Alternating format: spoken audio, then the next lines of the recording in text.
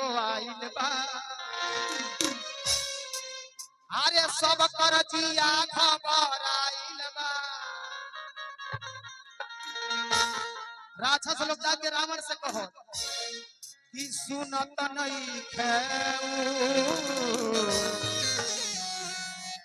केहू के बात और मचवले बाबू भारी कपात जितना सब वाटिका में पेड़ पौधा जामल बा सब नोच नाच के बानरा फेंक देले बा आ जाके लोग कहल का अरे लंका में बानर एगो आइल बा सब कर जिया हो खबर आइल बा लंका में बानर एगो आइल बा सब कर जिया खबर आइल बा ए हो सुनत नहीं खेओ केहू के बा मचवले बा हरि उतबा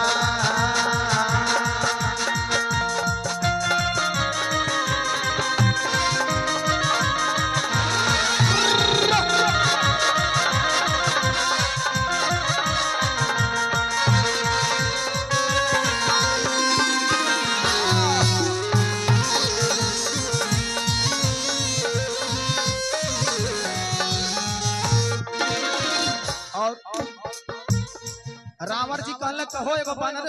तुम सब एक बानर से डर के भाग आए तुम इतने सूरवीर हो हाँ नाल के आवाज तनी बढ़ाओ ना भैया डीजे साउंड सर्विस नाल का थोड़ा सा आवाज बढ़ाइए बस बस बस बस सबर करो रावण ने कहा एक बंदर से डर के तुम लोग भाग आए तुम सूरवीर हो और तुम एक बंदर से डर गए तो रावण का दूत लोग का कहता अरे सारा भगवानिया उजड़ ले बा हमनी के बल भर उमर ले बा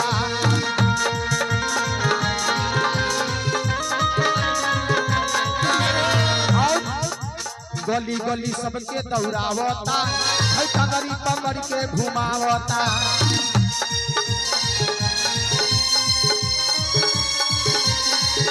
अरे सारा भगवनिया उजड़ ले बा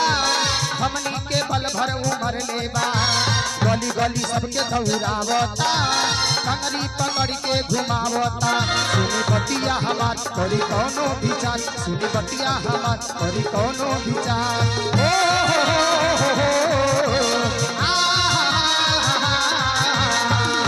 सुनत नहीं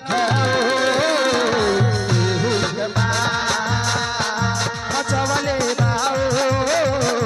हरि उतपा जिया जिया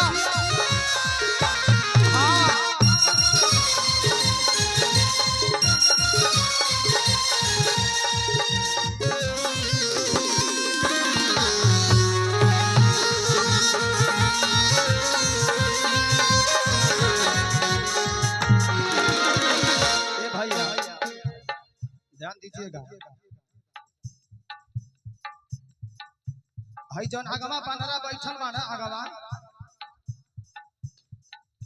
जितना वहां राक्षस गइल अशोक वाटिका में पहरा में ओ मन कुछ राक्षस छोटानो मोटानो रहा प्रेम से बोलिए हनुमान जी महाराज की जय हो तन रुकवा दे भैया ध्यान दीजिएगा इस मंच पर बैठे और नीचे बैठे सभी कलाकार कि न जाने काहे रौरे सबे हमरे साथे इतना बड़ा घात करतनी हे ना मानी लो का हो कि न जाने काहे रौरे सबे हमरे साथे इतना बड़ा घात करतनी के जे मंच पर बाबू हो जे मंच के नीचे बाबू हो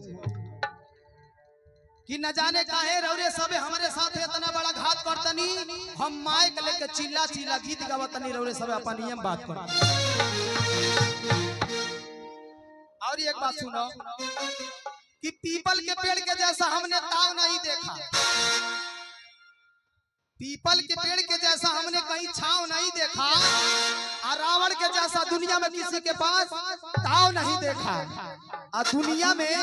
गांव तो हमने हजारों देखे हैं लेकिन है रामपुर करखन्ना जैसा कहीं गांव नहीं है कम से कम हेतना जने तो बने जागरण सुनने वाला नहीं तो सब दुनिया ऑर्केस्ट्रा में हो गइल बा। आगे जब छोटका दूतवा जवन रावण के दूतवा जवन छोटका रहे वो बेचारा पिछुआई लल हनुमान जी के पीछे रहल त भागल पियासल गइल रावण के लगे कलश महाराज हमें का हुआ कहला रे हउ एगो बानर आइल बा रुई धुनना लेके दौड़ा दौड़ा धोत वैसे आ इतना ना लास्टवा में हमके पौला सब जान तनी का कइलस हो तो रावण कहने बताओ तो वो छोटका दूतवा कहता कि हमनी के देखी के वो हंसता मनो मार लेता बनरा मार के हंसता कि हमनी के देखी के वो हंसता अब कर हंसिया हे करे जवा में मनो बनरा मारतो बा हमार ये फलवो खाता वो हंसता कि हमनी के देखी के वो हंसता ओकर हंसिया करे जवा में फंसता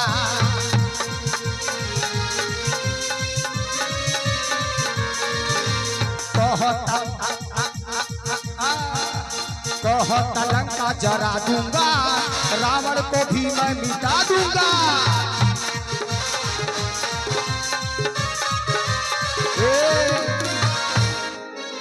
रुका हो अच्छा कितना जनी बानी जेके ई खुशी होता कि घरे कुछ होता तने पर हाथ उठाइए जेके जेके ई खुशी होता कि घर में लड़का भइल बा कुछ होता तने लोग हाथ उठाइए। अच्छा कुछ जने जा दुश्मनों बैठल बने जी कुछ जने लइका के दुश्मनों बाड़े मौका दिमा चलेला एगो लइका से ना कोनी हाथ उठा के कुछ जने सोचत न कैसे उठाई आ जेकर सुंदर सुंदर बाऊ है जने उठाई जेकर तनको गड़बड़ होई उ रहे देई भाई रिक्स ले ले कान मान जेकर सुंदर हाथ बा उठावे जेकर गड़बड़ बाऊ रहे देता नहीं एकदम लेकिन कैसे दोनों हाथ उठा के ताली बजा के कहे बका कि सुनत नहीं खेओ केहू कबा मचवले बाओ मारी उतपा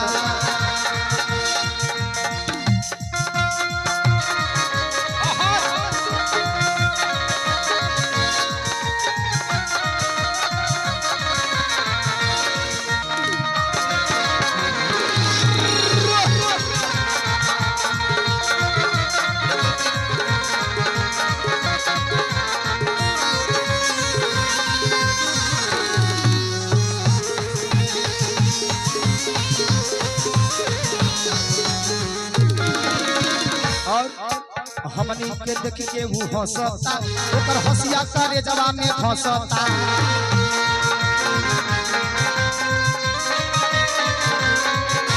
कहता लंका जरा दूंगा रावण को भी मैं मिटा दूंगा।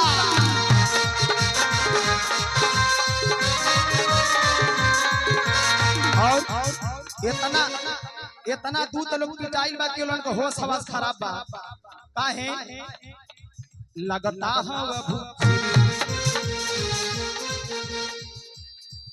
लगता है वह भूत श्री राम जी के दूत कहे सीता के माई होई हो नहीं कपूत लगता है वह भूत श्री राम जी के दूत कहे सीता के माई होई हो नहीं कपूत ओ हो ला ला ला ला ला ला सुनत नहीं खेओ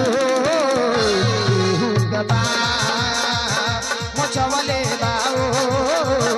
मारी उतपा अरे लंका में बानर एगो आइल बा आओ अब कर जिया हो घबराइल बा लंका में बानर एगो आइल बा सब कर जिया घबराइल बा सुनत नहीं खेओ जबा मचवले बाओ मारी उतपा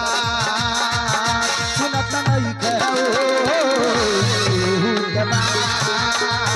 मचवले बाओ मारी उतपा